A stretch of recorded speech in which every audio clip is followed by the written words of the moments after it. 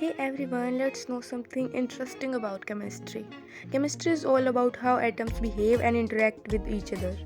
Let us know about atoms more. अगर हम इस मैग्नीफाइंग ग्लास को इस पेंसिल के ऊपर रखेंगे तो हमें कुछ ये जो स्फेरिकल शेप्स है ना ये हिलती हुई नज़र आ रही हैं. यही स्फेरिकल शेप्स एटम्स होती हैं. You can see the atoms some type of fuzzy. They are continuously moving but at their own place.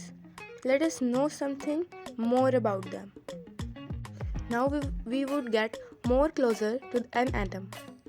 You can see that the first component of atom, or we can say the first thing we study about atom is proton, and these black dots are electrons and these red circles are neutrons.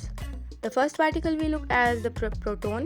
Protons are found in the center of nucleus. It is the number of protons that determines what the atom will be. मतलब ये है कि जितने ज़्यादा protons होंगे, मतलब protons जितने भी होंगे वही उस एलिमेंट का एटॉमिक नंबर हो जाएगा. प्रोटॉन्स का मास अराउंड 1 AMU होता है और इसका मास बहुत इम्पोर्टेंट होता है क्योंकि इसका मास और न्यूट्रॉन का मास एटम का मास डिफाइन करते हैं. अब नेक्स्ट हम बात करते हैं न्यूट्रॉन के बारे में. Neutron also play a very important role in nucleus.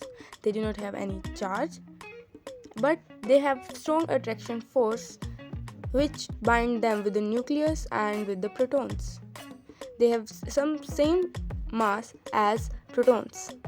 The next is electrons.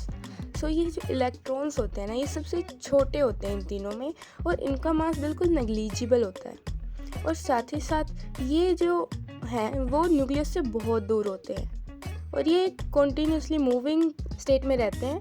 तो इसीलिए यही है जो एटम को फजी स्टेट देते हैं.